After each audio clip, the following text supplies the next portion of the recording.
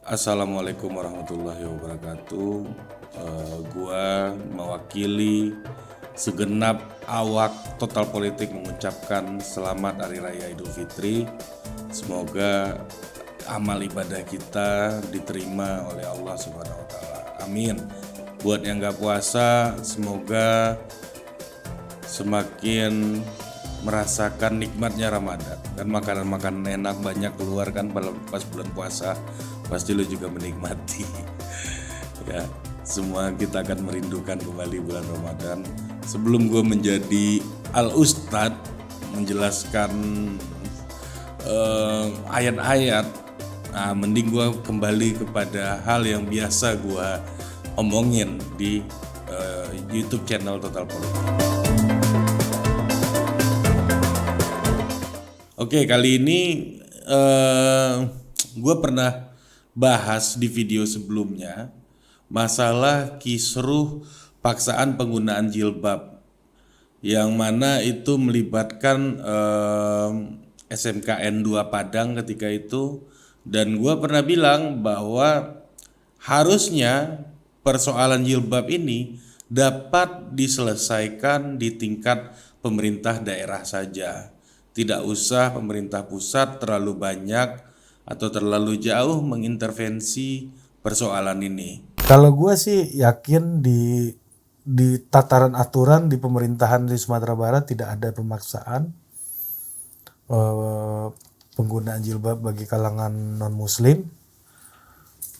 Interpretasinya bisa atas aturan-aturan yang ada di pemerintah, misalnya aturan Kemendikbud yang mungkin disesuaikan dengan latar belakang, pengetahuan, experience dari stakeholder atau eksekutor kebijakan-kebijakan ini di lapangan. Jadi harusnya pemerintah provinsi sebagai unit pemerintahan yang membawahi sekolah menengah atas dan sederajat gitu, akui saja ya bahwa mereka kecolongan dalam memonitoring pelaksanaan pakaian sekolah ini gitu. Sampai ada warga minoritas yang terpaksa harus menggunakan jilbab. Jadi mereka merasa terpaksa gitu.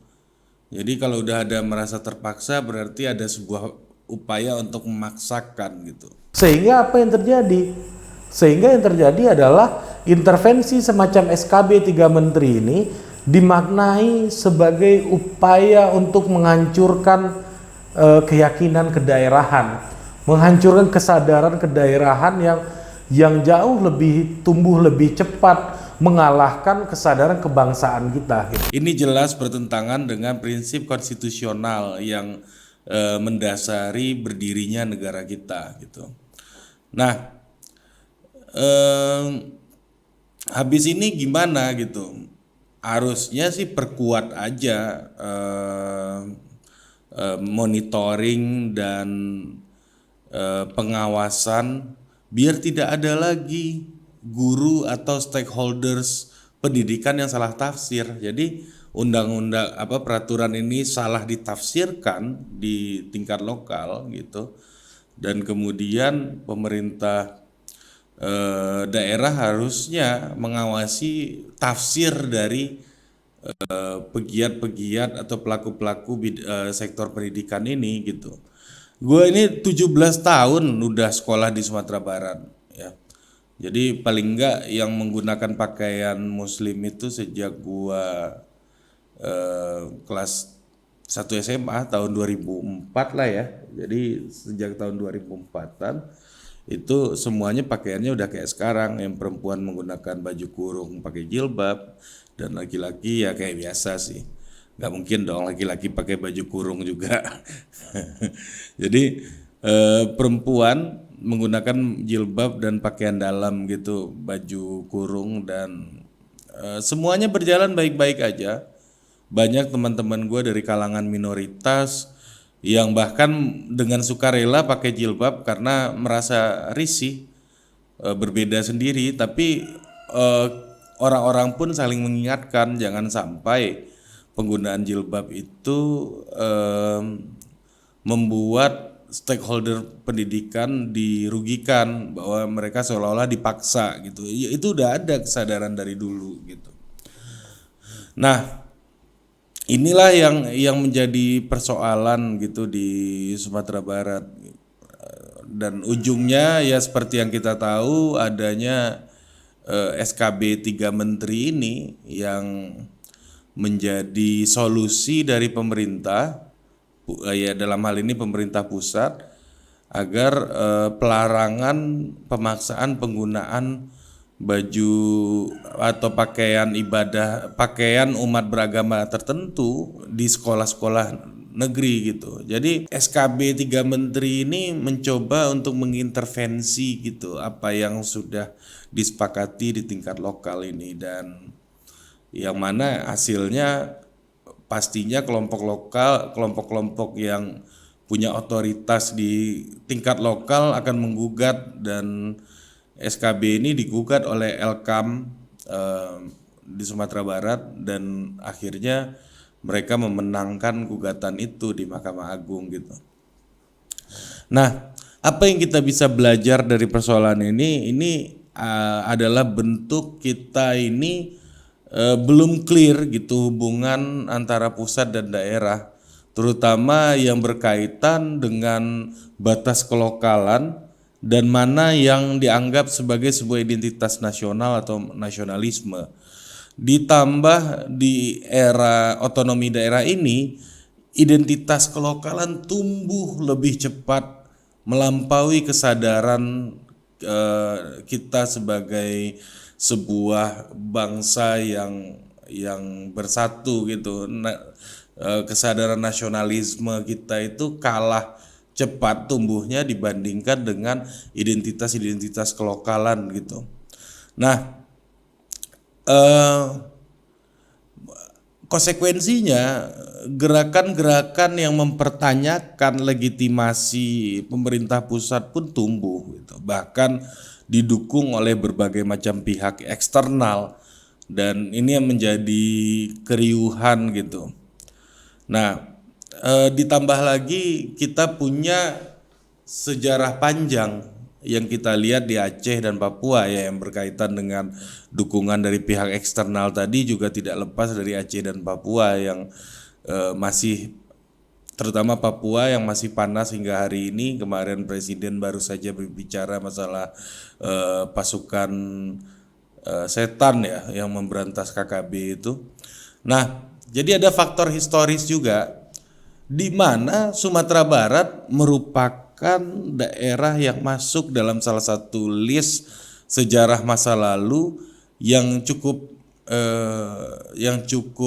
tampak gitu loh di dalam sejarah kita, yaitu PRRI, yang mana ketika itu ini berkaitan dengan dinamika hubungan pusat dan daerah juga gitu. Nah, orang Sumatera Barat setelah PRRI ini, lu bisa baca sendiri PRRI nanti, atau mungkin gua bikin satu isu khusus gitu ya, satu konten khusus soal PRRI. Sampai orang Sumatera Barat banyak menggunakan nama-nama Jawa gitu di sana gitu. Kayak ada teman gua namanya Yanto gitu. Yanto itu kan nggak ada nama orang Minang dulu itu Yanto gitu. Karena nama bokap gua Nasril tuh, Nasrul nama bokap teman-teman gue.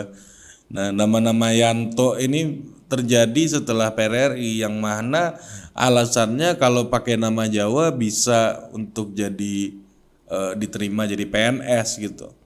Nah, bahkan Gubernur Sumatera Barat yang sebelum yang sekarang gitu, kalau yang sekarang namanya sangat Sumatera Barat tuh. Nah, kalau yang sebelum yang sekarang Bapak Profesor Dr. Irwan Prayitno itu namanya Jawa banget gitu. Irwan Prayitno gitu.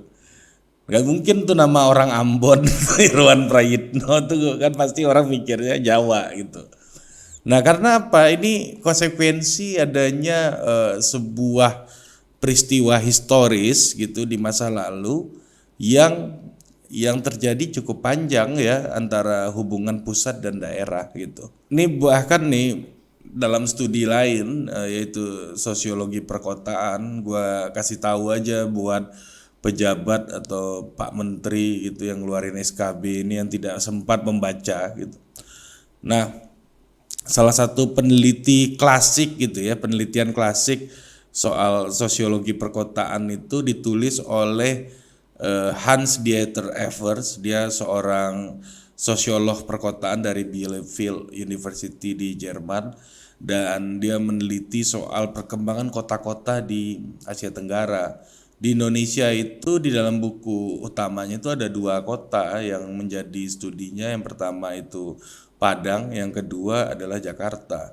Nah, Evers mengatakan Sumatera Barat menjadi salah satu daerah yang diberikan kekhususan oleh pemerintah Orde Baru yang sentralistis untuk memakai simbol gonjong. Lo tahu gonjong yang kayak di rumah makan Padang itu tuh, yang depan rumah makan Padang atau rumah adat Sumatera Barat, rumah adat Minang, di kantor-kantor pemerintahannya. Jadi bahkan untuk daerah-daerah yang tidak lazim ada atap gonjong tersebut dikasih atap gonjong gitu. Jadi kalau di Sumatera Barat tuh tradisinya yang ada atap gonjong itu daerah pergunungan gitu ya. Jadi ada 3 daerah utama itu yang berada di dataran tinggi itu. Nah, daerah pantai pesisir itu biasanya tidak ada tuh dalam tradisinya pakai gonjong. Padang itu di daerah pantai, tapi ada atap gonjongnya. Nah, jadi itu diberikan kekhususan bahkan untuk daerah yang tidak lazim menggunakan atap gonjong gitu. Diberikan kekhususan untuk boleh pakai atap gonjong di kantor-kantor pemerintahan selama masa Orde Baru. Nah, di saat itu pemerintahan Orde Baru yang sentralistis ini menyeragamkan seluruh kantor pemerintahan di Indonesia. Jadi hanya beberapa daerah atau Sumatera Barat aja gitu yang punya kekhususan ya boleh menggunakan identitas lokalnya. Karena apa? Karena ada masalah historis tadi, masalah sejarah yang belum selesai antara hubungan pusat dan daerah gitu, yang masih terjadi dinamikanya gitu. Jadi mereka dikasih keleluasaan agar apa? Agar walau mereka menganggap pemerintah pusat itu ada gitu. Jadi hubungan pusat daerah kita belum terbangun dengan begitu kuat gitu. Nah, jika pemerintah pusat coba sentuh-sentuh sesuatu yang bersifat identitas lokal, pasti akan mendapat tantangan. Kalau di Amerika Serikat, masalah tersebut sudah selesailah dengan konsep federalisme, di mana misalnya Nevada itu sebuah negara bagian yang punya hukum sendiri. Di Nevada itu boleh prostitusi tapi nggak boleh judi. Tapi tetangganya Las Vegas nggak boleh prostitusi tapi boleh judi gitu. Nah, jadi ini udah selesai gitu tarik menarik antara pusat dan daerah karena dia bentuknya federalisme ya, diberikan kewenangan yang penuh terhadap negara-negara bagian gitu. Nah, kalau kita kan negara kesatuan, jadi tarik menarik antara pusat dan daerah, dinamika hubungan tersebut akan terus terjadi karena belum ketemu nih satu rumusan di mana pemerintah pusat boleh ambil penuh atau pemerintah daerah boleh ambil penuh gitu. Kalau di dalam undang-undang kan agama itu urusan pemerintah pusat, tapi ini soal agama kan, ya kan, yang masih dekat dengan konten lokal gitu. Jadi agak susah juga gitu.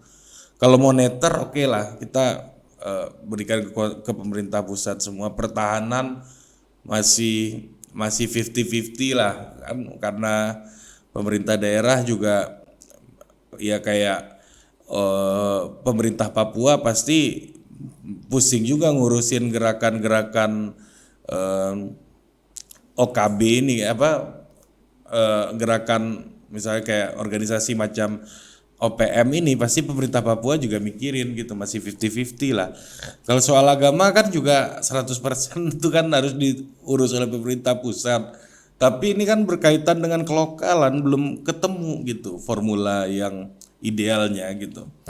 Nah, makanya dari awal buat gua SKB 3 menteri ini semakin menjatuhkan wibawa pemerintah pusat gitu.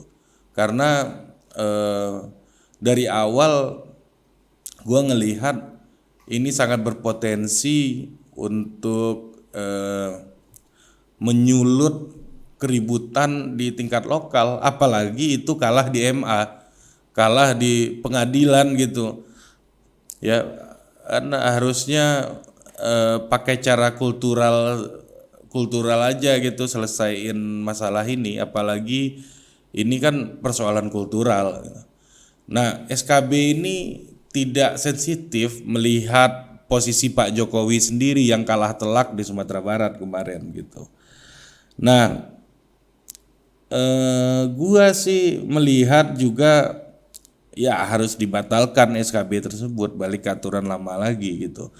Nah, Mas Menteri Nadiem pastikan aja harusnya monitoringnya berjalan sehingga tidak terjadi lagi pelanggaran hak yang mana itu biasanya terjadi karena salah interpretasi lebih sering ketimbang dengan salah aturannya itu sendiri gitu. Nah, makanya gue bilang tadi, semasa gue sekolah dulu, kawan-kawan minoritas itu dilindungi kok keyakinannya. Bahkan kami ingatkan mereka kalau pakai jilbab, ya takutnya nanti guru-guru atau dinas pendidikan yang disalahin, dianggap memaksa kalian gitu. Tapi mereka dengan sukarela dan senang hati untuk ngelakuinnya, ya nggak apa-apa juga gitu. Nah, jadi menurut gue sih memang itu kekurangannya pemerintahan Jokowi hari ini gitu, karena ya kita lihat dianggap otoriter, ini dianggap ya, masalah beneran atau enggak kita bisa berdebat lebih jauh gitu. Dianggap main kekuasaan gitu, tapi ya yang jauh lebih sering terjadi itu adalah pemerintah pusat, terutama di era Pak Jokowi ini kurang memperhatikan konteks lokal dan historis sebuah wilayah gitu, sebuah komunitas atau sebuah masyarakat sebelum mengambil sebuah keputusan gitu atau kebijakan. Nah, jangan sampai keputusan pemerintah dibatalkan oleh pengadilan, maksudnya ya kan wajar keputusan pemerintah dibatalkan pengadilan, ya namanya kita negara hukum, ya harusnya dari awal dibuat aturan yang sulit untuk dibatalkan atau sulit untuk dicarikan celah di pengadilan gitu kalau mau ngeluarin aturan. Jadi maksudnya ya ini kan bentuk dari kekalahan pemerintah kepada sekelompok rombongan bokap-bokap Padang gitu bro. Bos, jadi ada bokap-bokap Padang lagi kumpul kan, kayaknya pemerintah nih ngaco nih, ngehe juga deh, ayo kita tuntut lah ke pengadilan lah peraturan soal jilbab ini gitu. Ya, gue yakin nih ini sebagian rombongan bokap-bokap Padang yang diskusi di Lapau minum teh telur. Kalau lu tahu teh telur tuh kan yang ada busa-busanya itu, kalau mereka minum nyangkut di kumisnya terus dia bersihin kayak gini nih kan. Aduh, gue yakin nih orang-orang kayak gini pakai batu akik gitu. Nah, ya itu kalah sama bokap-bokap Padang yang hobi diskusi gitu. Nah, harusnya kalau memang peraturan itu ya boleh diuji, tapi ya jangan sampai kalah dong pemerintah gitu. Jadi yang diuji itu untuk memperkuat posisi pemerintah, karena memang peraturannya sudah dilakukan dengan studi dan persiapan yang betul-betul substansial, bukan emosional. Jadi ini membuat pemerintah Jokowi terlihat sangat emosional sih menurut gua. Karena peraturan yang dikeluarkan itu SKB tersebut ternyata banyak celahnya gitu. Ya harusnya kayak tadi gue bilang, Mas Nadiem telepon aja kepala dinasnya, Mas Menteri Nadiem, Pak Kadis tolong dong itu dievaluasi dong. Jangan sampai ada begini-begini. Harusnya selesai secara kultural gitu karena gimana pun Sumatera Barat ini daerah yang butuh perlakuan khusus terutama bagi rezim Pak Jokowi hari ini gitu. Sampai jumpa di ngomong sendiri berikutnya. Jangan mudik, jangan berpergian, kalau bisa di rumah aja di Idul Fitri kali ini. Mohon maaf lahir batin kalau ada kesalahan. Dah.